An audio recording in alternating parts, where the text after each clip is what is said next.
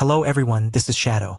Due to copyright restrictions on YouTube, I can't publish many of the audiobooks you love. That's why I've created a special paid service where you can enjoy over 300 high-quality audiobooks from platforms like Webnovel, Pocket FM, Audible, Wuxia, and more. Each novel comes as a one-time purchase, no subscriptions, no hidden fees. After payment, you'll receive full access via Telegram, along with all future updates for that novel. You'll find a wide selection of your favorite genres and titles, always in premium audio quality. Check the full list of available novels in the description. DM me now to get your favorite stories in audiobook form and start listening today.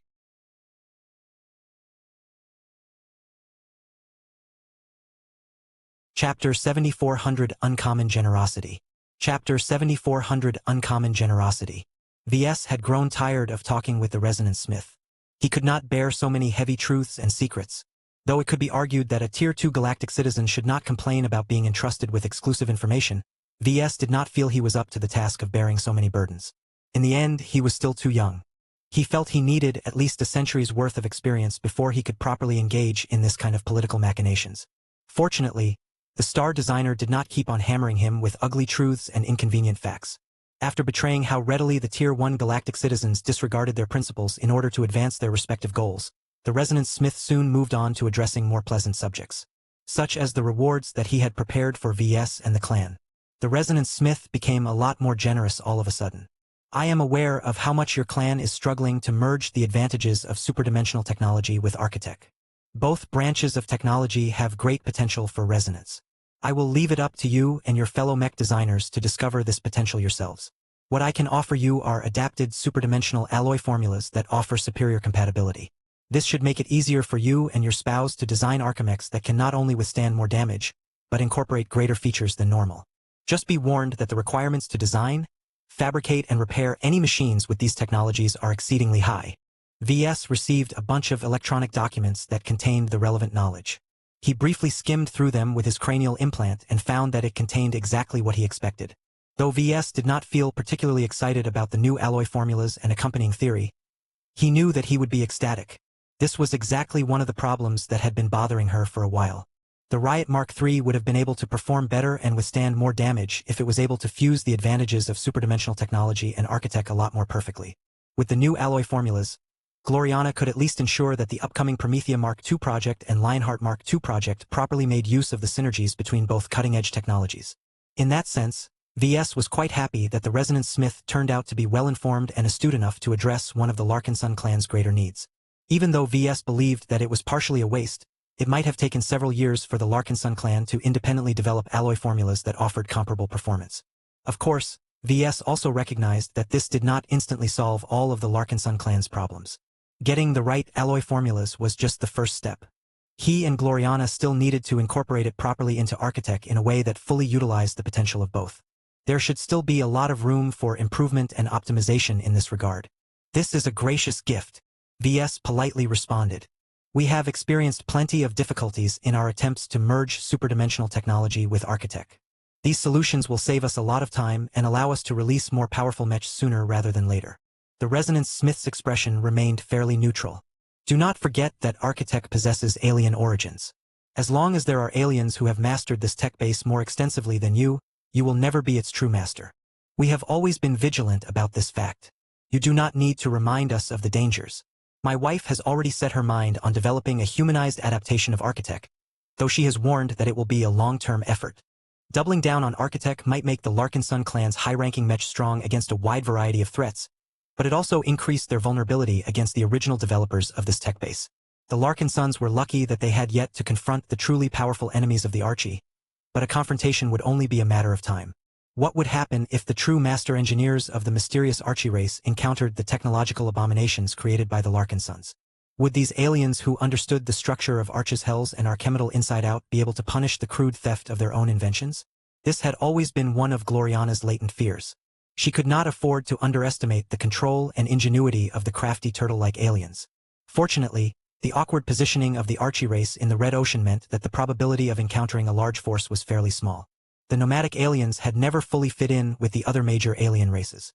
Their nomadic and plundering habits made them poor guests wherever they traveled. It was only due to the Red War that the Archie reluctantly cooperated alongside other aliens. Another gift which I will bestow upon you is a boon to the ascended giants that you have taken under your wing. The star designer continued to speak. It is clear that your new and unruly subordinates are not able to cope with opponents that cannot be defeated with a certain amount of brute force. While you and your men are already working to remedy this shortcoming, I have decided to assist your effort by granting you a scalable weapon system of my own design. A projection came to life. It displayed a series of hammers of different scales. The smallest could be wielded a mech, while the larger ones were massive monsters that could only be wielded by greater phase lords. What impressed VS the most was that these were not simple solid hammers. They incorporated varying degrees of electronics that mostly appeared to empower the faces. A few of the hammer models also appeared to be made out of superdimensional alloys, making them a lot more dangerous than normal. What are they? VS asked as he tried to guess at their functions and features. They are but a handful of sample designs of my resonant breaking hammers. The star designer sounded mildly proud of his work. They are blunt force weapons that can easily be scaled up to be wielded by increasingly more powerful giants. The larger the hammers, the more effective their damage. This is because they are designed to vibrate at a high frequency just moments before impact. Once they make contact with a target, both of them will resonate with each other over a brief interval. This can drastically weaken material defenses, making every subsequent impact more damaging than the ones that came before. This effect is much more pronounced if the hammers are made out of superdimensional alloys. Do take note that this does not apply to energy-based defenses. I see. These hammers sound quite useful. Although the existence of these resonant breaking hammers did not solve every shortcoming of the ascended giants, they could at least increase their lethality against larger and more formidable opponents. So long as the difference in mobility was not too great, a squad of giants armed with these special hammers should be able to break the defenses of a more powerful phase lord clad in saint armor. Even if the high-frequency vibrations did not do anything special to Azure energy shields and spatial barriers, it didn't matter too much as normal superdimensional weapons already penetrated such defenses with ease. The more VS thought about it, the more he felt that the resonant breaking hammers could serve as a perfect stopgap solution for the coming years. While the superdimensional halberds possessed greater reach and sharpness, they were not that sophisticated. They could easily be used to bully the weak, but lacked the lethality to threaten anything stronger. The resonant breaking hammers may look a bit clumsier, but as long as the hammerheads remained fairly small in proportion to the shaft, the new weapons would not be much slower to swing. The star designer had been very thoughtful when he presented this weapons package to VS. The resonant smith would not offer a gift that would end up making the ascended giants weaker. This also made it hard for VS to refuse. Even if these high-tech weapons possessed any hidden traps, VS still had little choice but to adopt them for his men. The demoralized giants truly needed a new source of encouragement, and these resonant breaking hammers perfectly hit the nail on the head. Thank you for these weapon designs and specifications, VS eventually said. I will make sure that my subordinates from the Phase Lord Department will adopt them as soon as possible. I look forward to seeing them in action against worthy enemy targets. Your ascended giants have great potential, but only if they are properly led and equipped. At this moment, your new super soldiers do not justify the phase water and resources invested into them. That has disappointed many of us, but there are those who understand that they still need more development before they come into their power. Given how much you have committed to them, I am willing to add my own investment into your program. Do not squander my gift. I have especially taken the time to increase its synergy with superdimensional technology. The superdimensional version of resonant breaking hammers can shatter entire fortresses if they are massive enough. As VS skimmed through the design schematics, he could readily believe this statement. The tech responsible for generating high-frequency vibrations was way more complex than he thought. They could not only vibrate at surprisingly high amplitudes, but also vary their frequency depending on the matter and shape of their targets. The key to their ability to inflict high degrees of internal damage was not to shake as quickly as possible, but their ability to find the right frequency that just so happened to generate a brief instance of destructive resonance that could drastically amplify the damage inflicted by kinetic impacts. All of this not only demanded a lot of processing power, but also insanely well-designed analytical software. VS could never design such a complicated weapon system by himself. He would have to rely on a large multidisciplinary R&D team to develop a comparable weapon system, especially one that synergizes so well with superdimensional technology. This made this gift even heavier than normal.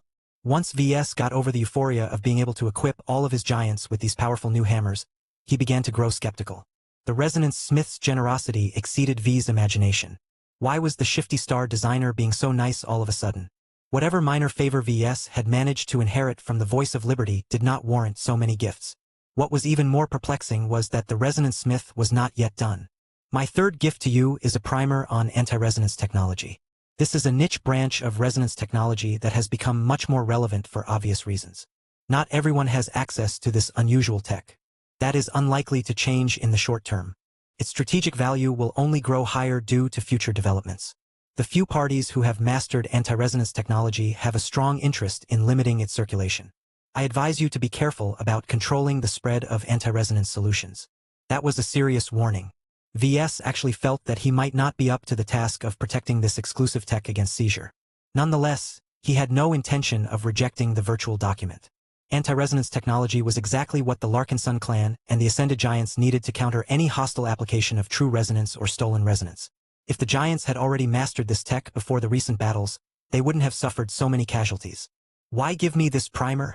VS asked as he felt curious why he deserved this particular gift. I am confident that you can put your own spin on this tech. If you study the theory of anti-resonance technology, you will understand that it is particularly compatible with a familiar attribute. I have high expectations for that reason. I see.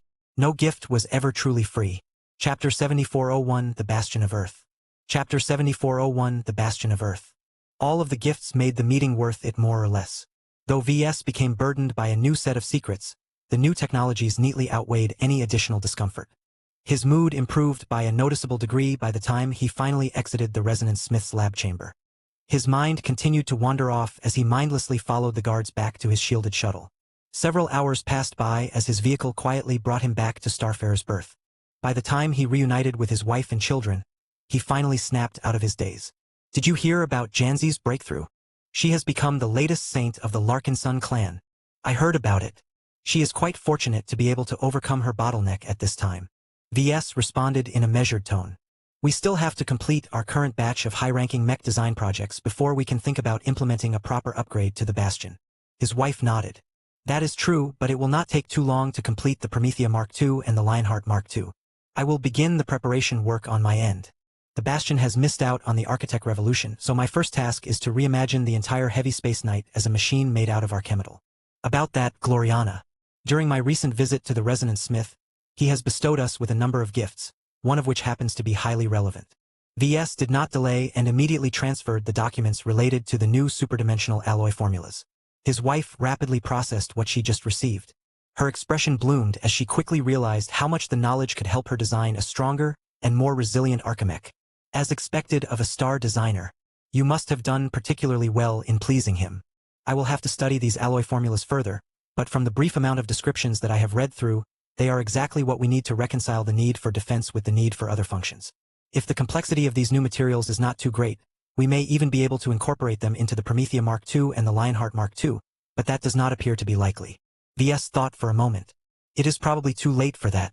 We will have to go back to the drawing board and completely overhaul the internal architecture of the two ace mechs.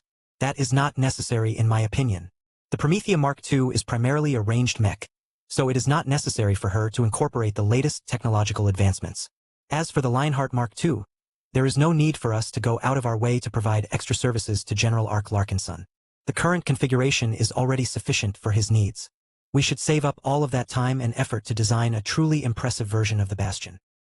His wife did not look particularly pleased, but she also could not ignore the practical issues. If she insisted on overhauling the two ongoing mech design projects, then she would effectively throw away a lot of prior design work. This was quite wasteful. It also delayed the development of other high-ranking mechs, which would ultimately be unfair for all of those pilots who had been waiting for new machines for at least several years. Bastion has always been your brainchild, VS. Gloriana said. Do you have any special ideas in mind to make the next iteration more remarkable than the previous version? VS grinned. It just so happens that I have a few proposals in mind. They are still fairly rudimentary, though. I still need to conduct further research and possibly contact a few potential collaborators to determine whether they are feasible. My most ambitious idea is to convert the Bastion from a regular Carmine mech into an elemental Carmine mech. Out of the 5 classical elements, only one of them possessed a good degree of compatibility with a heavy space knight such as the Bastion. You want to orient the Bastion towards the Earth attribute, is that correct? His wife guessed. Yup. The issue is that I am not sure what aspect of the Earth element that I want to emphasize. According to the current performance of the expert heavy space knight, the Bastion relies on both gravity manipulation as well as her radiant shield to deliver a dominant performance on the battlefield. The Earth attribute has strong associations with gravity, so I believe it will not be too difficult to strengthen this particular aspect. This will hopefully make the Bastion more capable of intercepting and trapping fast-moving units. On the other hand, The earth element also has a strong connection with gems. Strengthening the radiant shield with the help of dozens of powerful gems will likely result in a formidable increase in defensive performance. The benefits of superdimensional technology already grants more than enough defense in my opinion. Gloriana voiced her opinion. That said, when it comes to a defensive mech, more is always better. In fact, I do not see much of a conflict between the two proposals. You can incorporate a gravity-related key resonating exotic into the mech frame while also installing powerful hypergems into the radiant shield. As long as the two remain separate objects, it should not be difficult to prevent them from interfering with each other. At worst, you will have to prioritize one over the other. She may be right. Both of them would have to conduct more research, but it may very well be possible to have their cake and eat it too. It all depended on how extensively they could combine all of the new methods and technologies. The Bastion will likely serve as the prototype for the mass production model of Earth Elemental Carmine mechs. VS said. Whether to put the emphasis on gravity or gems will have massive implications for the future. Either way, I don't think I will be able to design all of it myself. I will be heavily dependent on outside help, just as with the other Elemental Carmine mechs. We still have time to consider all of these matters, VS. Let us focus on completing the Promethea Mark II and the Lionheart Mark II first. New technologies or not, we need to deliver them within 2 months if we want to reduce our backlog of projects. They briefly discussed their progress on the 2 ongoing high-end mech design projects before moving on to other subjects. VS briefed his wife on the other 2 gifts imparted by the resonance smith. Interesting. Gloriana adopted a thoughtful expression. I can see why you have grown suspicious towards His Excellency. Your caution is warranted in this case. These resonant breaking hammers sound extremely useful for your ascended giants, so that can be interpreted as charity. What is truly problematic is giving us a primer on anti-resonance technology. Even if the resonance smith has only given us an introduction, the strategic value of all of this exclusive knowledge is incredibly high. We cannot be naive and assume this is a casual gift. He absolutely had ulterior motives in mind when he gave us this last gift. VS looked surprised. Why would you think so, honey? When we deploy any form of anti-resonance technology on the battlefield, everyone will be able to figure out where we got it from.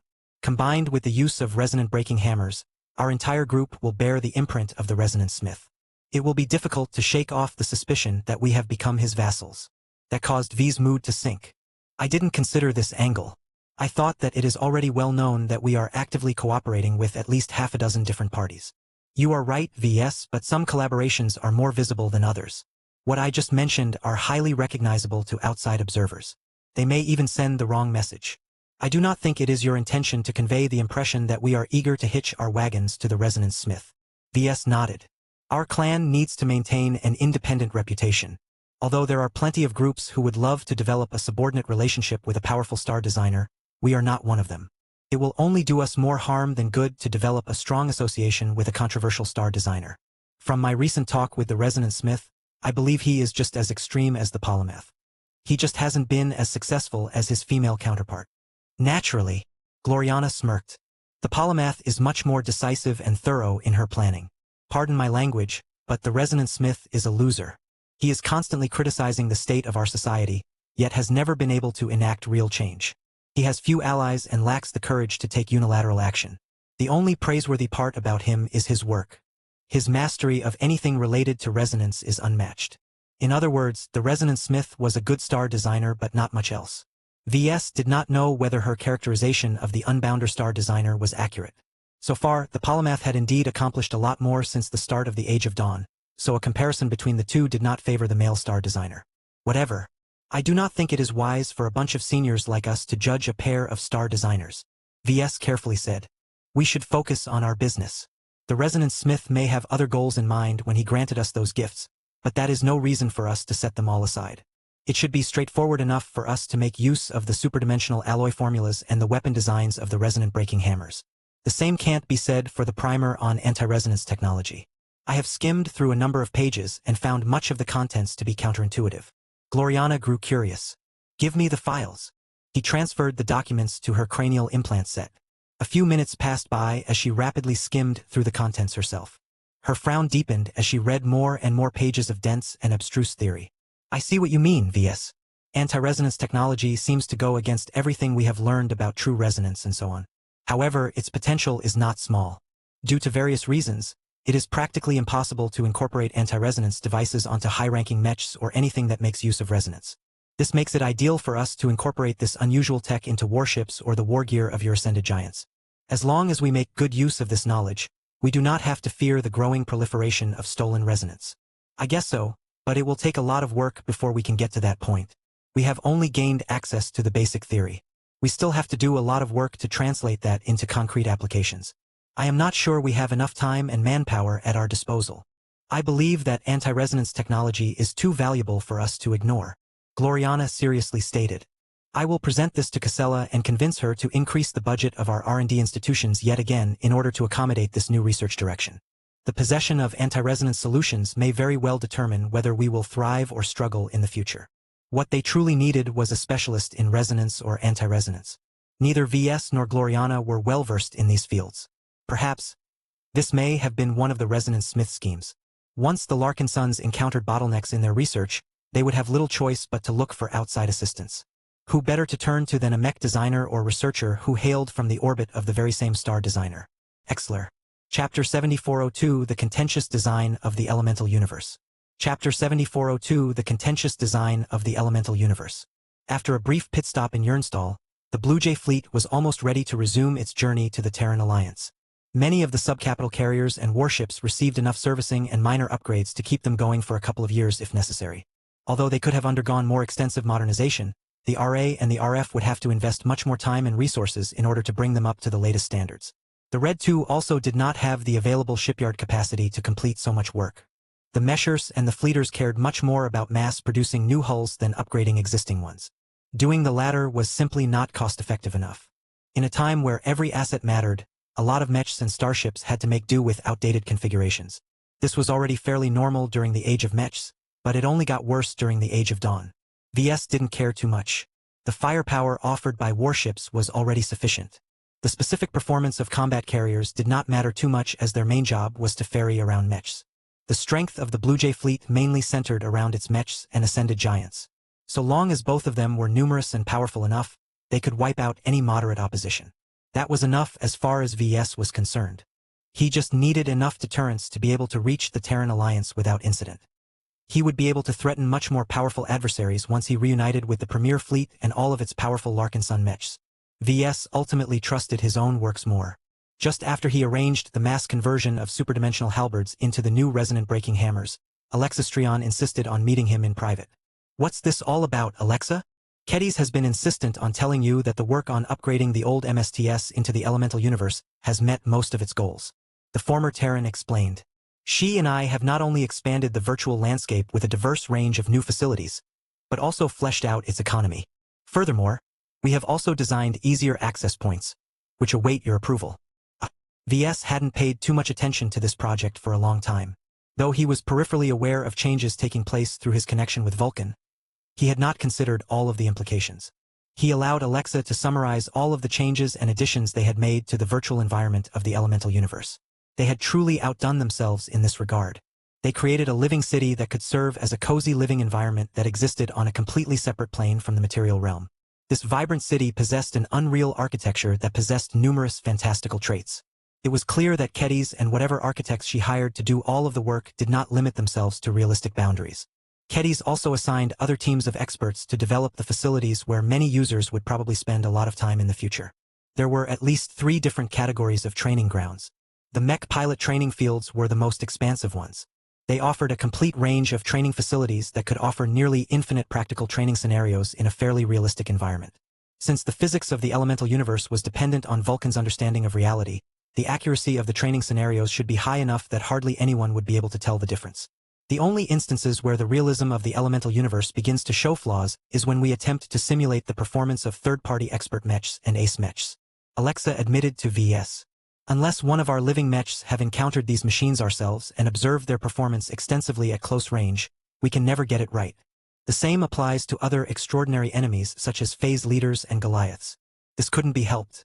Vulcan could simulate anything that played by the rules, but as long as anything began to pull off tricks that violated the standard model, the ancestral spirit needed to carve out a whole set of exceptions for every individual case. Fortunately, the elemental universe was at least able to accurately simulate the performance of all living mechs, including high-ranking ones. This allowed fantastic and reality-defying machines such as the Dark Zephyr Mark III and the Minerva Mark II to exercise their unique capabilities and enable their pilots to practice their skills to mastery in a safe environment. Mech pilots were not the only ones who could benefit from training in the elemental universe. Kedis had taken the time to design the swordsmanship training fields. The Swordmaster had especially set it up to allow sword practitioners to hone their fighting skills and challenge each other. The practitioners could safely exercise their swordsmanship and willpower until they managed to kill each other. In order to grant swordsmen access to the elemental universe without interfacing with a mech or a Carmine mech, Kedis has taken the initiative to design a standalone helmet. Alexa revealed. This helmet works similar to conventional virtual reality helmets, but its mechanics are entirely based on e-technology. VS narrowed his eyes. I did not ask for you guys to design such an interface. I thought the point of the elemental universe was to provide value-added services to our customers. By customers, I mean the users of the products sold by the Living Mech Corporation. His direct disciple smiled in response. We know, but we have decided to expand the EC's range of services to encompass a larger range of consumers. The addition of sword practitioners not only helps Kedis' effort to popularize her reformed swordsmanship, but also adds a strong base of contributors to the elemental universe. It also reduces its dependence on mech pilots and Carmine mech pilots. She basically argued that it might not be a bad idea to diversify the elemental universe. Orienting its services towards mech pilots alone made it too one-dimensional.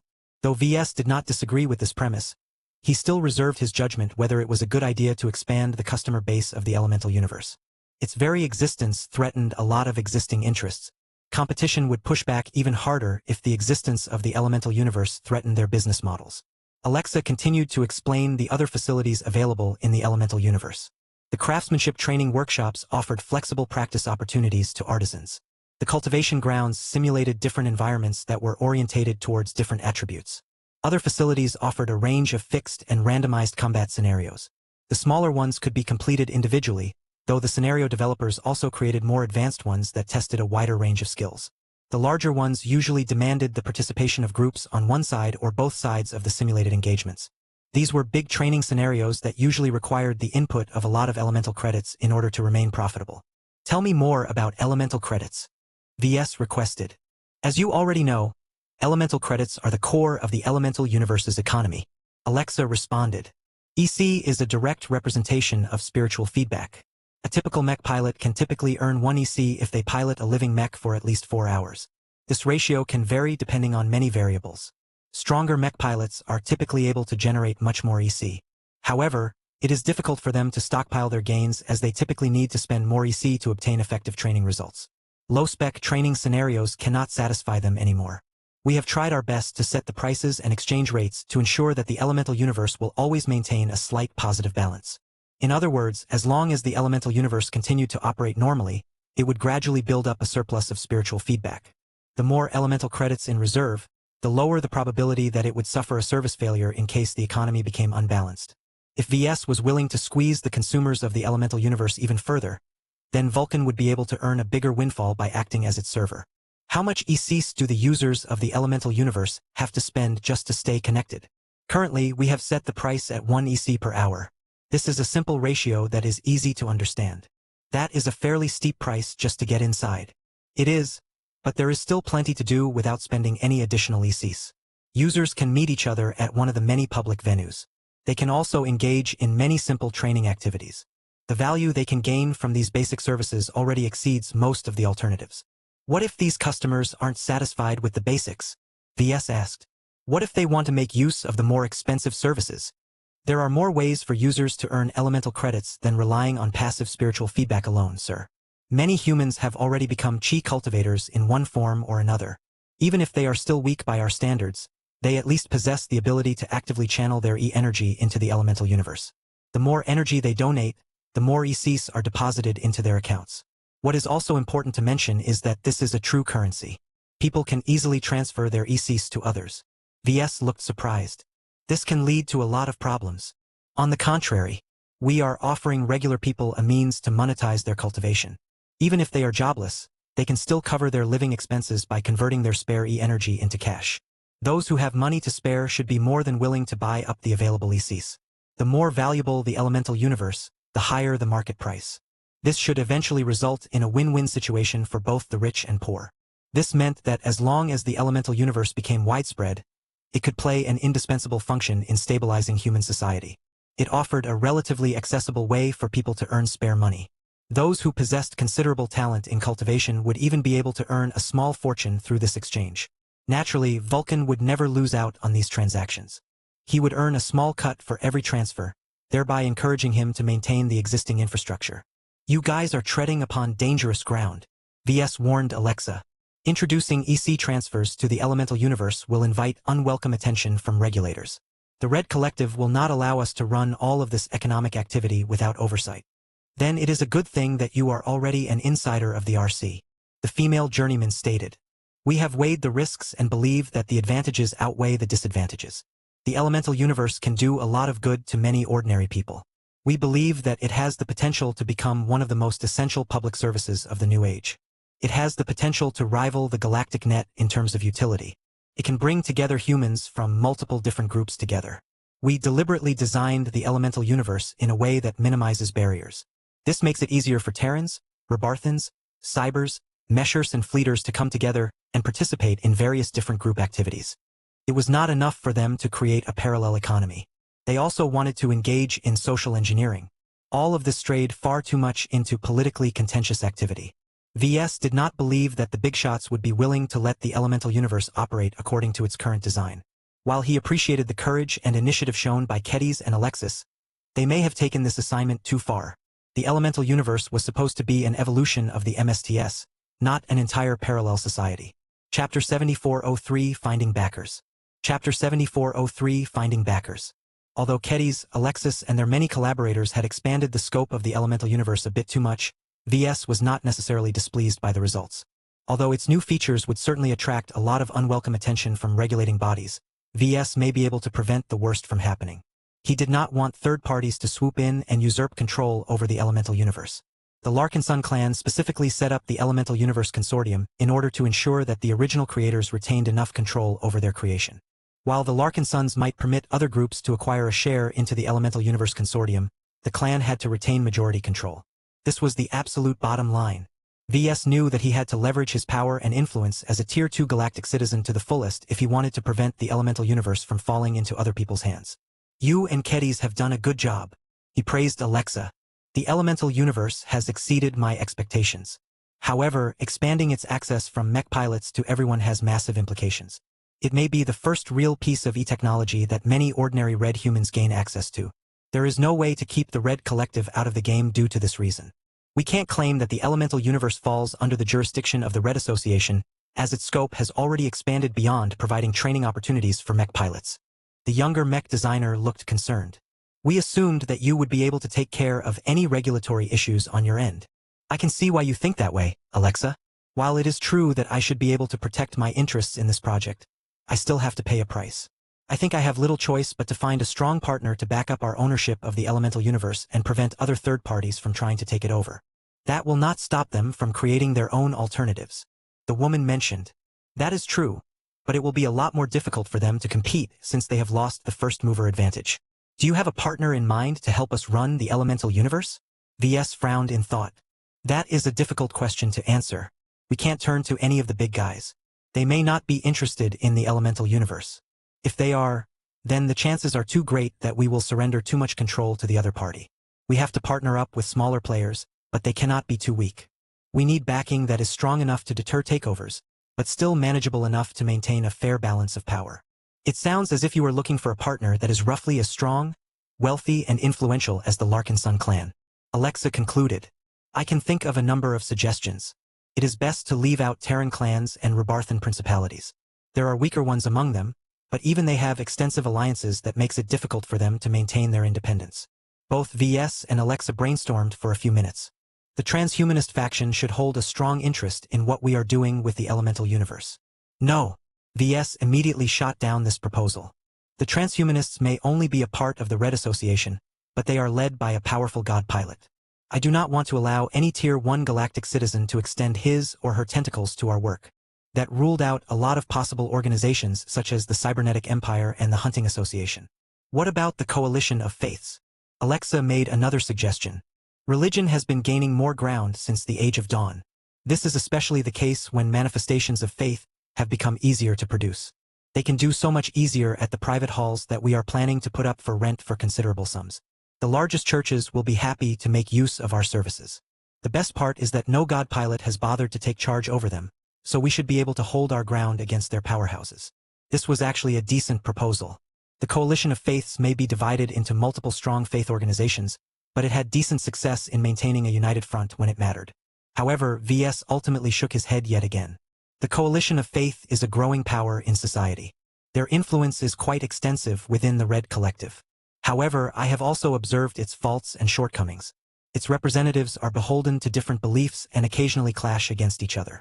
I am also apprehensive of giving any measure of control over the elemental universe to religious nuts. I believe it is best for everyone if the elemental universe is run by secularists. The young lady accepted this argument without any pushback. Very well. Leaving aside the coalition of faiths and its constituent organizations leaves out many mid-sized groups, though. Aside from individual first-rate and second-rate states, I can only think of educational institutions, Red Collective departments, and various combat associations. That doesn't sound so bad. VS responded as he thought about specific names. We can combine the first two suggestions on that list. Cooperating with a specific university is not worthwhile. But the story is different for the Red Collective's education department. It is quite influential, but it doesn't hold a lot of hard power since it is mainly focused on teaching as opposed to amassing power. I think the educators over there will be glad to take advantage of the teaching possibilities of the elemental universe. I will reach out to the people over there. I am sure that they will be interested in forming a cooperative agreement. This was a good start, but they needed more partners in order to make the elemental universe's backing solid enough. What about joining hands with your old partners, VS? The members of the Golden Skull Alliance would love to invest in the elemental universe, especially since they are already familiar with your work. That caused VS to cross his arms. I am not too sure whether that is a good idea. The Golden Skull Alliance has not fully caught up with the growth of our clan. To be more blunt, we have outgrown them. I am sure that the Cross Clan will eventually become a force to be reckoned with, but that is years away. The same applies to the Glory Seekers, the Adelaide Mercenary Company, and the Boujay family. The Golden Skull Alliance still remained relevant to the Larkinson clan, but its priority was not as high as before. While some of the old partners had invested in their own first-class fleets, none of them could compare to the premier fleet in size and power. What was even more important was that none of them possessed as many ace pilots as the Larkinson clan. The recent elevation of St. Janzi Larkinson had only increased the gap even further. Therefore, VS pretty much disqualified the Golden Skull Alliance for this cooperative venture. The other partners lacked the might, clout, and wealth to adequately protect the elemental universe. The Larkinsons needed to find a bigger partner, one that possessed at least a certain degree of influence in high society. The Eternal Vulcan Empire? No. No dwarves. The Creation Association? I own the Creation Association. Its support is already included. Alexa's eyes lit up all of a sudden. I just came across a promising party. The Wild Fighter Association should be a good third partner. This time, her proposal actually had merit. VS seriously considered the possibility. He had cooperated with the Wild Fighter Association in the past and found their cooperation to be pleasant. The members of this wild group may be a bit rowdy, but their hearts were in the right place. Dealing with them was no different from doing business with principled mech pilots. As long as he did not cross their bottom lines, there should be no problem with maintaining a steady business relationship. I am not sure whether the Wild Fighter Association has the interest, manpower, and resources to cooperate with us on this venture. But it is worth a try. Ketty seems to have a closer relationship with the Wild Fighters, so I will let her take charge of negotiations. Both of them quickly went to work after they composed their list. VS did what he promised and contacted the Red Collective's education department using his own channels. Meanwhile, Ketty's reluctantly agreed with the premise that they needed to find more backing for the elemental universe and sought out the Wild Fighter Association. Both mech designers attained considerable success in eliciting the interest of their prospective business partners. It was easy to show off the value of the elemental universe. It offered the same familiar features of the old MSTS but also offered a huge range of expanded services. No matter whether it was mech pilots or regular red humans, each of them could find something useful and productive to spend their time and elemental credits on.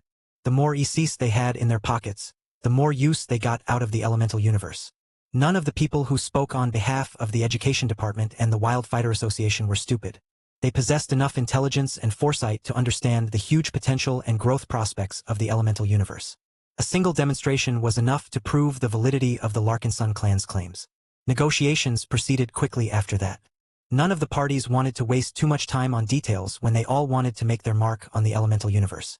The Wild Fighter Association was already pretty content with the extensive fighting and training opportunities, but its most ardent combat fanatics clearly wanted more. They couldn't wait to design their own elaborate combat scenarios and battlefields for them to fight to their heart's content. As far as the Wild Fighters were concerned, the Larkin Sons had been too conservative in their scenario designs. True combat should be a lot more chaotic and unpredictable. As for the RC's education department, its many teaching personnel embraced the elemental universe's ability to accurately simulate a lot of energy-related phenomena.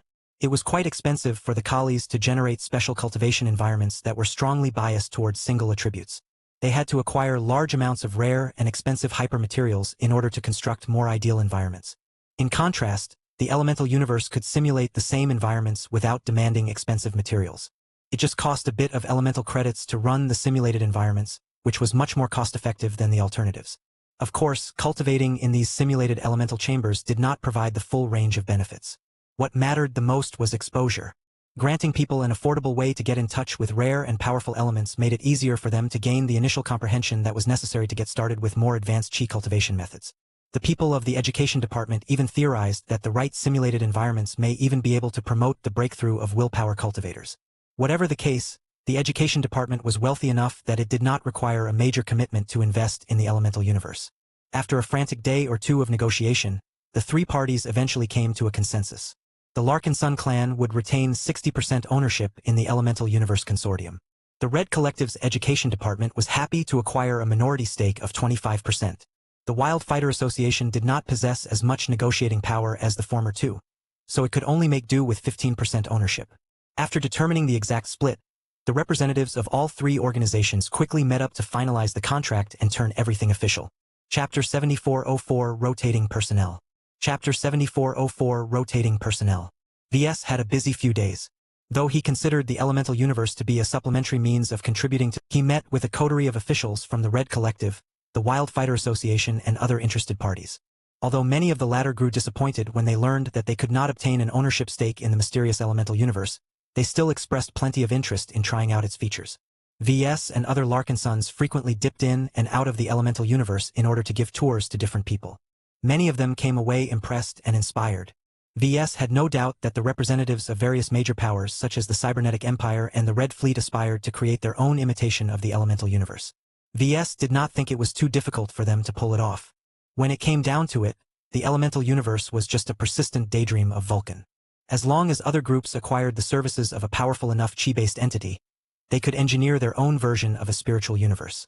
Of course, whether such a realm could match the accuracy and features of the elemental universe remained to be seen. Unlike many other entities, Vulcan specialized science, engineering, and craftsmanship. He possessed a much more detailed grasp on the laws of physics and the behavior of extraordinary energies. He had observed so many phenomena related to E-energy and true resonance that he possessed a substantial first-mover advantage when it came to simulating extraordinary power. Opening up your elemental universe to any human who can buy or rent one of the new elemental helmets of yours is equivalent to opening up Pandora's box. Jovi Armelon said as he looked down on the living city from above. The survivalist clearly had mixed feelings about this radical switch. I think we are living in a time where opening up more boxes is exactly what we need to change our fortunes. VS responded. Jovi sighed. The mental simulation training system has always been a useful benefit for the customers of your living mechs. We were quite content with it considering that it gave many mech pilots convenient access to superior training programs. However, now that you have opened access to norms, you are risking massive disruptions that we have not planned for. Many virtual reality programs will become obsolete or lose much of their value overnight. Many groups that have previously invested heavily in the sector will feel compelled to rush out their own alternatives. Regulating them all will be a nightmare. That is a problem for the Red Collective, not the Red Association. VS responded back. The collies won't take long before they establish the rules for this sort of stuff. They already know quite a lot through my partnership with their education department.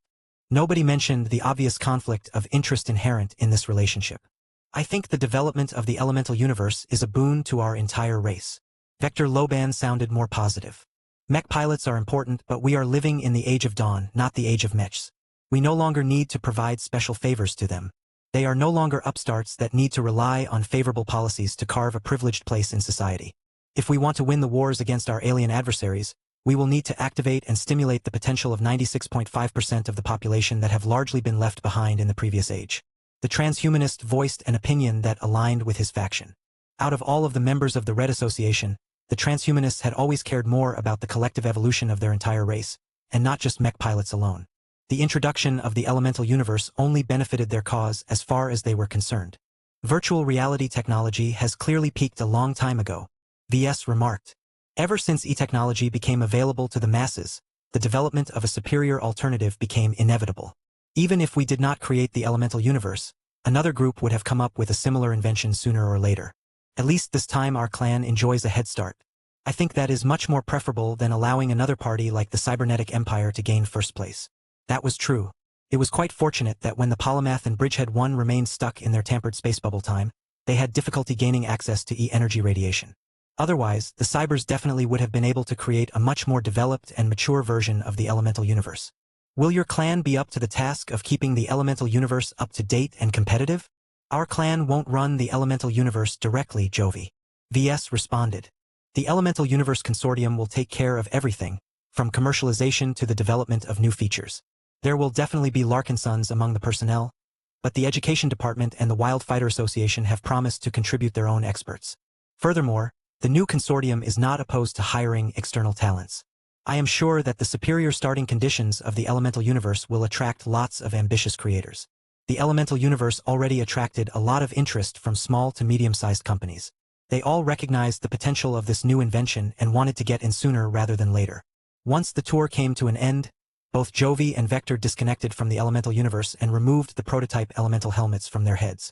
Of course, VS had no need for these helmets. He could directly interface with his external incarnation whenever he wanted. Only a few close friends and family possessed this privilege. After handling the final meetings with different representatives, VS could finally take a small break. The Blue Jay fleet had gathered up again at this point. The various vessels looked better than before now that all of the holes had been patched up. Though their hulls still showed signs of hasty patching and replacements, their integrity has been raised to the point where they could fully be relied upon in battle. That was enough as far as everyone was concerned. The holes in the mech rosters had been filled. The combat carriers all berthed at least 30 first-class multipurpose mechs each, and the machines themselves had received more extensive repairs and upgrades. These upgrades were very necessary because VS had no intention of letting all of that combat power go to waste. In the meantime, the Armitage had replaced its entire complement of Ascended Giants. An entirely new squad of 15 UR Titans took the place of the previous squad of Elite Giants. The new Giants had not personally faced defeat, so their morale and confidence still remained fairly high. Despite their lack of tempering, they had spent more time on training and also benefited from the lessons learned by other giant units. They knew better than to underestimate any alien opponent. What particularly stood out was that the new squad no longer wielded their old, superdimensional halberds. They instead received hastily reforged resonant braking hammers, each of which had been sized to match their 2.5x scale. The same applied for the squad of flesh choppers that had been rotated in to take the place of the outgoing faceless giants. While VS respected the faceless giant phalanx, their strength and skills proved inadequate in the face of the kind of opponents that he provoked these days. VS was especially disappointed by the meager 1.5x scale of most of the faceless giants. They were barely larger than mechs and could not sufficiently leverage their size to keep up with more formidable alien enemies. The Flesh Chopper Phalanx was designated as an elite unit and could all grow to at least 2.5x in scale, which was a lot more impressive in reality. Unlike the UR Titans, the Flesh Choppers did not receive a new batch of resonant braking hammers. The new weapons were troublesome and time-consuming to make. The Larkin Sons did not have enough time to reforge more superdimensional weapons according to the designs gifted by the Resonance Smith. The Fiery Axe, who took the place of the Divine Harpoon within the Blue Jay fleet, also argued in favor of keeping their old weapons. The UR Titans don't mind the new hammers because they are a defensive unit. The hammers are ideal for weakening and crippling powerful enemy units. The female giant told the Dark Apostle. However, when it comes to direct killing, my flesh choppers still prefer to wield their superdimensional axes. Their weapons are razor-sharp and can cut through nearly anything. My troops can complement the UR Titans with their current loadouts. The Dark Apostle looked troubled. Are you sure you want to set aside the new weapons? I have tried them out myself. The new resonant braking hammers are truly deadly, just in a different way. I am sure. Let my flesh choppers retain their edge. Our entire phalanx is based around specializing in bladed weapons. The new hammers are too blunt for our liking. If you think that we are putting ourselves at a disadvantage, then help us by giving us stronger axes. You still intend to wield that withering sting of yours, right? Yes, but it is a special weapon. My other self used up a bunch of rare and powerful materials in order to make it. He also employed special methods to increase its deadliness. He can probably upgrade that axe of yours to the same standard, but it is too much to ask for him to provide the same treatment to the rest of your men. The female giant grinned. I am already happy enough if you can make my axe hotter and more irresistible. Don't worry about the rest of the flesh choppers. They already received enough pampering by receiving their superdimensional axes. Most humans and aliens can only dream of wielding such potent arms. The fiery axe possessed a more aggressive mindset than the divine harpoon. The Dark Apostle would have to take time to get used to being in the presence of a more aggressive leader and advisor, but he welcomed the change. While the Polemarchos still valued the wisdom and self-control demonstrated by the divine harpoon, he could make much better use of his capabilities at the headquarters of the Phase Lord Department. The Dark Apostle felt relieved to assign the divine harpoon the responsibility of implementing changes and reforms based on their experiences at the Rebarthan front. Both of them understood the stakes a lot better than other giants. Meanwhile, the fiery axe had spent enough time in the rear. She was raring to go out and bloody her axe. While her aggressive tendencies might land her in hot water, her strong motivation and confidence gave the Ascended Giants a more inspiring role model. I have been looking forward to this for months. The fiery axe grinned. I have a lot of respect for the divine harpoon, but he is too old to lead soldiers at the front. Putting him behind a desk is the best decision you could have made. I will show all of you how giants should truly fight. Well, she was not lacking in confidence, that was for certain. Though the Dark Apostle was not fully certain whether the fiery axe would do any better at the front, he was willing to give her a chance. Even if she was not that enthusiastic about following all of the advice given by the divine harpoon, she at least knew better than to underestimate any enemy. While I applaud your confidence, don't look down on the alien phase leaders, the Dark Apostle warned. They may be our most familiar enemies, but they are constantly improving. More and more of them are equipped with Saint Piercers and Saint Armors. Even if they are primarily geared towards defeating enemy ace mechs, their lethality against giants like us is not small. Faye, the alien gods fight like individuals. My giants and I will show them what it is like to face true soldiers. Thank you for reading my work. If you wish to support the Mech Touch, please vote with your golden tickets. Chapter 7405 Nacer Fleck. Chapter 7405 Nacer Fleck. The Ascended Giants weren't the only ones who updated their active roster and prepared for the hard fight ahead. The rest of the so-called Moloch Squadron received both reinforcements and supplies. This was a powerful indicator that the Red Collective found it worthwhile to increase its overall investment into VS. One of the many disappointments of the previous campaign that had been cut short was the lack of effectiveness of many of the Chi cultivators. This was why the Moloch Squadron received a substantial boost in the form of 2 combat carriers filled with specialized support mechs. VS grew interested when he heard about the latest batch of mechs. He decided to inspect the new machines in person. What do you think, sir? Formation Master Andrea Voss asked with a satisfied expression. Both of them looked up at the rows of first-class mechs that had been designed according to a radically different set of criteria than most machines. Even among support mechs, the new RC mechs followed a radically different set of rules and guidelines. They're support mechs, all right? VS voiced his first impressions. Their armaments are weak to non-existent. I don't even know why you guys are bothering with arming them in the first place. The mechs originally shouldn't have been armed at all. We originally designed them to fulfill a specialized purpose. Fighting could be left to combat mechs and other adjacent friendly units. However, the Vorabug War has taught us that overspecialization can cause the downfall of units that lack the firepower to fend off even a single Vorabug. We have learned the hard way that when an overwhelming amount of cannon fodder has completely occupied the attention of our regular combat units, our support units must be able to fend for themselves. This is why the mech designers have hastily added a number of rudimentary armaments to these machines. VS truly felt that the addition of weapons made the overall design a little more discordant. The new support mechs would have been a lot more pure and simpler to operate if they dispensed with their armaments. However, the growing threat of the mutated Vorabugs made this choice increasingly more unpalatable. Their infamous swarming behavior and insane proliferation rate meant that they would only become more prevalent across the Red Ocean. This included human-occupied space. Already, more and more news articles mentioned the detection of Vorabugs that managed to hitchhike their way to the hinterland of human space by hiding inside the cracks of damaged starships returning from the front. No border was unassailable. No wall was impenetrable.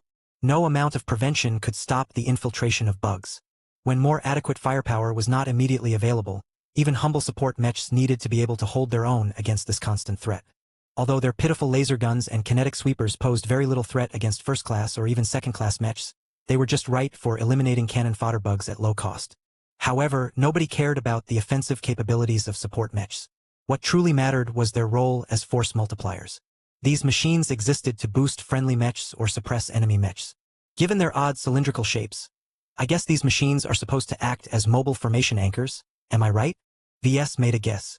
The farcer nodded and smiled. I knew that you would be able to accurately gauge their purpose. You are correct, sir. The Nasrfleck is the first-generation model of a new line of support mechs. The tentative classification of this kind of machine is a flexible formation anchor support mech. It is basically a movable formation anchor that can flexibly enable the deployment of a large range of different spell arrays. I see, VS said as his gaze critically studied the cylindrical construction. These mechs appear to be modular or semi-modular. You can swap out different formation anchors depending on the situation. That is very convenient, right? The Nasrflecks are semi-modular in nature. It is possible to swap out one type of formation anchor for another type, but the switch can only be performed by a crew of mech technicians. The work is not difficult, but the process is fairly tedious due to the need to maintain near-perfect alignment. Even small deviations in fit and positioning can significantly weaken a spell array once deployed. That sounded fairly troublesome, but only if you wanted to change formations in the middle of an ongoing engagement. As long as the Moloch squadron could prepare for an upcoming battle in advance, the mech technicians should have plenty of time to install the right formation anchors into the Nasrflecks. I guess since flexible formation anchor support mechs exist, there should also be ones that are more static. VS made another guess. Andrea Voss looked mildly surprised that he managed to deduce the existence of this second category of mechs. That is also true. The Nasrflecks are versatile formation anchor support mechs, but they are also a product of many compromises. The need to accommodate a wide range of spell arrays from offensive to utility means that they cannot be overly biased towards any single function. This is why the RC is also in the process of developing fixed formation anchor support mechs. They are single-purpose machines that are entirely dedicated to deploying a single type or even just a single specific version of a spell array. By specializing them from the start of the design phase, they can produce vastly superior results compared to their more flexible counterparts. Of course, they also lose the capability to switch to other spell arrays. It was a familiar game of trade-offs. VS could think of many reasons why the so-called fixed formation anchor support mechs delivered superior performance. However, he would rather retain the versatility of the flexible variant. The Moloch squadron made the right choice by adding Nasrflecks to its roster. This granted the Farcer and her fellow formation masters a lot of choice when it came to deploying their spell arrays. The Red Collective is constantly learning and evolving, the female formation master said in a philosophical tone. Just as the Mech Trade Association struggled to raise the effectiveness of mechs during the early years of the Age of Mechs, our own organization faces similar circumstances. Many people have high expectations of chi cultivation, but we have barely left the starting line. In order to prove to everyone that our powers and abilities should be taken seriously, we are doing our best to develop effective solutions that can make a real difference on the battlefield. The hasty development of the Nasrflecks is just one of many initiatives. We hope that they will make a substantial difference in the upcoming campaign. V's expression grew sharper after hearing that. Are you willing to stake your credibility on this claim? The Farcer turned and faced the Tier 2 galactic citizen directly. I am willing. I have not remained stagnant, and so have my colleagues. We have grown substantially since we have returned from the Rubarthan front. We have learned many lessons and adjusted many of our solutions. We have learned that it is critical to deploy our formation anchors onto the battlefield in a speedy manner. This is why we have resorted to support mechs and not shuttles to bring our formation anchors to the right coordinates. Only mechs are fast, responsive and adaptable enough to navigate a chaotic battlefield. The Nasrflecks still needed escort and protection before they deployed their formations, but they were indeed fairly tricky to eliminate if they focused on avoidance. The Red Collective was truly serious about enhancing the power of chi cultivators. Since their cultivations were still shallow and their methods lacked sophistication, then the only way to boost their power was to invest in their external equipment. Formation masters happened to depend a lot more on tools and gadgets, so it was much easier to enhance their effectiveness by giving them lots of giant formation anchors. The addition of 60 Nasrflecks meant that the Farcer and her ilk could readily deploy useful spell arrays that could affect a substantial proportion of a battle in space. So what formations can you deploy most effectively with your new Nasrflecks? VS inquired. As you already know, I am most proficient in scrying. With the help of my astral mirror and a sufficiently large spell array, I can help you spy and monitor enemies from a large distance. While I am not capable of spying across several light years, it should be viable for me to spy on enemies that are a dozen or so light hours away. In other words, I can give you a fairly accurate real-time glimpse of a chosen subject that is located on the other side of a star system. That was not as big of a reach as VS would have liked, but it was better than nothing. That may be useful when it comes to planning a raid on enemy strongholds, VS surmised. However, there is not much use for scrying when confronting known battle fleets. We have usually figured out their composition already. I am more interested in spell arrays that are more relevant in battle. What else can you do, Farser? The female chi cultivator issued a calm response. The Nacer Flex can accommodate almost any spell arrays provided that we have loaded the corresponding formation anchors. Currently, we have brought a fairly complete range of formation anchor sets. They correspond to offensive, defensive, sealing, illusory, and utility spell arrays. Their power is only moderate when deployed at their maximum ranges, but I can promise you that they will definitely be effective against most typical alien adversaries that we can expect to face on the battlefield. Can you be more specific? I can't get an accurate picture if you keep speaking about generalities. Certainly, sir. One example I can mention is that we can use the Nacerflex to deploy a sizable sealing spell array that can cut an enemy fleet in half. We can divide their strike craft and warships so that one half is unable to support the other half. This allows us to defeat them in detail or focus on capturing key targets. Another example is an offensive spell array that can generate a localized storm that is exceptionally effective at clearing out weaker targets such as Vorabugs. With the new flexible formation anchor support mechs, we should be able to maintain this offensive spell array for a substantial amount of time, though we can achieve much better results with fixed formation anchor support mechs. That actually sounded really useful. The Red Collective had truly done a good job of trying to catch up to the realities of modern warfare. The Farser continued to intrigue VS by explaining the effects of other spell arrays. Each of them could be deployed onto the battlefield so long as the mech technicians swapped in the right formation anchors into the Nacerflex. While the time spent on completing this tedious step was not trivial, VS knew that the new support mechs ultimately expanded the options of the Blue Jay fleet by a considerable degree. It would be wasteful for him to ignore their value going forward.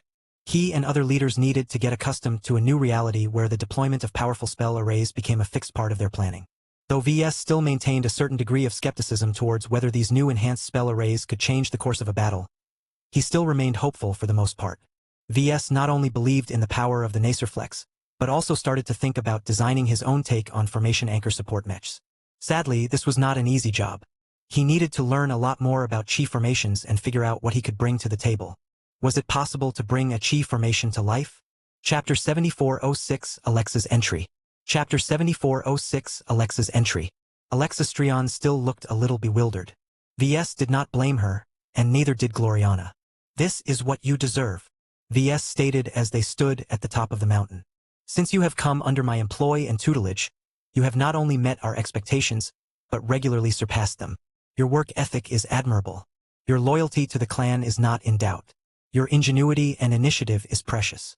All of these traits and more have ultimately convinced us that now is the right time to induct you into one of our most sensitive secrets." The former Terran mech designer felt honored. She knew that she had become privy to the most critical reliance of VS and the rest of the Larkinson clan. Now that she had become enlightened to this massive secret, there was no way back for her. She knew without needing any reminders that she could never bear the consequences of betrayal. Not that she considered such a course of action in the first place. The Golden Cat herself had vouched for Alexa's loyalty and integrity. Though she still maintained a lot of affection for the Strion ancient clan, she was still very clear who she needed to answer first. The Strions may have shaped her into an adult, but the Larkinsons offered her a much better pathway to the top. This was particularly the case now that she had truly entered the inner circle of the Larkinson clan. "How many others have you brought inside this amazing pocket dimension?" the young woman asked. "There are currently 4 of us," VS calmly responded. "Me, my wife, and Keddies are your predecessors. To be more specific, I am the only one who has made use of it since the start of my mech designer career. I invited the other 2 ladies much more recently. Now, you are the 4th to become a user of the mech designer system. This is a great privilege. If you make efficient use of its various features, you can not only accelerate your progression by years or decades, but also master rare and unique knowledge that can form the basis of your unique approach to mech design." Alexa finally possessed a complete understanding of how VS was able to climb his way up to the most innovative and successful mech designer of his generation. She already knew that it was practically impossible for a third-class mech designer from the galactic rim of the old galaxy to develop amazing inventions such as companion spirits and the Carmine system without relying on a powerful legacy of sorts. While it had already become common knowledge that VS benefited hugely from her infamous mother's assistance, almost no one had a clear idea of the exact details. Now Alexa knew. Her gift came in the form of a fragment of the mythical metal scroll, which perplexingly had been repackaged into the so-called mech designer system. There had to be a much bigger story behind this system. The miracle couple had been remarkably helpful, but they did not explain the full story behind the formation of this amazing relic. Perhaps not even VS understood the complete origins of the tool that had enabled him to operate at a much higher level than his peers. Alexa inwardly shook her head. It was not important for her to get to the bottom of the Mech Designer system. She had a fairly clear understanding of how much of a difference the Mech Designer system could make. The young woman only had to trace the progression of VS, Gloriana and Kedis. The latter two particularly displayed noticeable shifts in their patterns. The two female mech designers distinctly developed a lot faster at certain points of time. This was strong evidence that those were the periods where they had just been inducted into the Mech Designer system. Now, Alexa would be the latest beneficiary of this highly exclusive privilege. This is an amazing gift. I could have asked for nothing better. She sounded genuinely grateful. However, I am not naive enough to know that you invited me out of the goodness of your hearts. What do you expect from me now that you have given me a key to this hallowed space? Gloriana smiled like a shark. While we do not want to impose any hard quotas, we expect you to contribute to the improvement of the upgradable facilities here. We just gave you a tour of the Dimension Observatory. This is the true source of all of our superdimensional matter. Kedis deceived everyone when she implied that the reason why she can cut an entrance into the blue dimension is by relying on the power of the Heavensward. In truth, it is because she is actually relying on the power of the system. Creating a breach into another dimension is a costly endeavor. VS explained. Kedis needs to pay a lot of ascension points just to create a temporary passage, and that was when we have already invested hundreds if not thousands of AP to expand its size and duration. Now that you have become a user, we expect you to complete missions at the mission hall and spend at least a portion of the AP that you have earned to further upgrade the Dimension Observatory. Doing so will directly enrich the Larkin Sun clan and strengthen its inviolability. Much of the reason why no one wants to mess with us is because we can directly cut off their access to a huge source of superdimensional matter. The only other way to obtain this highly strategic material is to capture St. Piercers and St. Armors from defeated enemy phase lords. The latter was easier said than done. It was virtually impossible for junior ace mechs as well as senior ace mechs without superdimensional armaments to defeat extremely well-equipped phase leaders. Perhaps only peak ace pilots could overcome the enormous gap in equipment quality and defeat such amazingly tough and lethal alien champions. In other words, superdimensional matter was still unattainable for the vast majority of human groups, at least at this moment of time. This only increased the importance of the Larkin Sun clan's possession of an exclusive means to create a passage into the blue dimension. Alexa already understood much of the implications of this matter. She still felt amazed that she too possessed the power to create an identical breach into that strange dimension. Of course, she knew better than to exercise this power. Not only did it cost a lot of AP to create an entrance, she would also expose the ruse that successfully obscured the existence of the Mech Designer system. The three talked a bit more. In general, Alexa should strive to contribute at least half of her AP income into various system upgrades, but the others were not too picky about this quota. Since you have just become a user, we don't expect you to contribute immediately, VS generously said. You first need to spend your first few hundred AP on plucking helpful fruits from the tree of possibilities. Your AP earning potential will become a lot higher once you have become a much more knowledgeable and competent mech designer. This made a lot of sense. While Alexa felt that she was one of the best mech designers of her university cohort, she was still inferior in many aspects when she compared herself to VS and Gloriana. Even Kedis had recently shown many signs of overtaking Kedis when it came to the more practical aspects of mech design. Alexa had always known that there was a line that separated normal mech designers from abnormal mech designers. Those who did well in their studies and spent a lot of time on book learning after graduation might be able to become successful in their careers, but they would never be able to break through the ceiling of mundanity. The only mech designers who could breach this barrier were those who possessed special traits and circumstances. Unfortunately, Alexa never considered herself to be among this small group. She understood her own conditions well enough that she lacked the special spark that could enable her to stand out from her peers such as VS and Kedis. This time was different. With all of the amazing possibilities offered by the Mech Designer system, even a pig of a mech designer could become a remarkable creator over time. Alexa would have to be an absolute idiot if she still failed to gain prominence in the mech industry after becoming a user. Her eyes sparkled with dozens of different development strategies. Depending on her selection of enlightenment fruits and other extraordinary goodies, she could think of multiple different ways to excel as a mech designer in the next handful of years. VS reached out and patted the younger mech designer's shoulder. I know you are excited, but do not be too hasty. One of the reasons why we invited you here is to help you contribute a lot more to our clan. To do so effectively, you need to develop strengths that do not overlap with ours. This is not that difficult for Gloriana and Kedis as their ambitions are much more different than mine, but your case is a bit more challenging. Your current specialization heavily overlaps with my own. While Alexa aspired to develop legacy mechs that could form entire dynasties of living mechs, that did not change the fact that her design philosophy was derived from that of VS. What VS was afraid of was that Alexa would end up consuming enlightenment fruits that turned her into a pale copy of himself. The latest user of the Mech Designer system immediately understood his concerns. I understand, sir. Have no fear. I will not seek to waste my AP on redundant knowledge. I will strive to branch out further and develop design applications that are truly different from yours. Alexa had already visited the mission hall and understood how difficult it was to earn lots of ascension points. She needed to think carefully before she spent any of her AP. Combined with the expectation that she would eventually spend half of her ascension points into system upgrades, the remaining AP that she could invest in herself became even more precious. Do you have any further questions about all of this?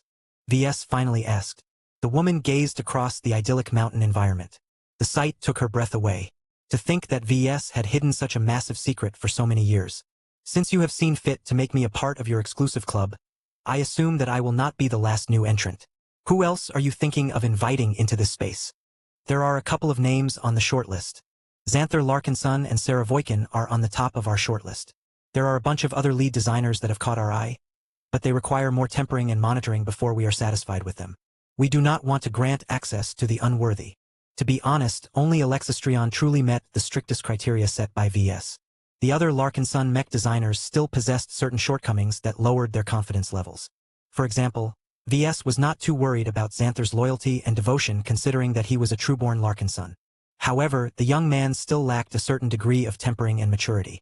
He might benefit from another year of struggling as a normal mech designer.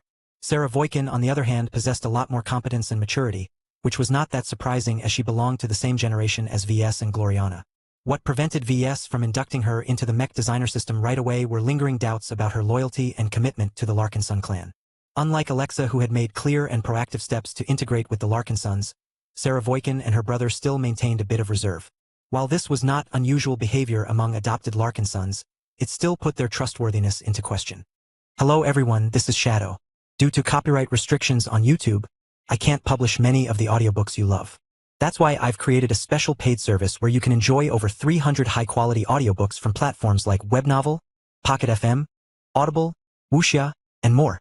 Each novel comes as a one-time purchase, no subscriptions, no hidden fees. After payment, you'll receive full access via Telegram, along with all future updates for that novel. You'll find a wide selection of your favorite genres and titles, always in premium audio quality. Check the full list of available novels in the description. DM me now to get your favorite stories in audiobook form and start listening today.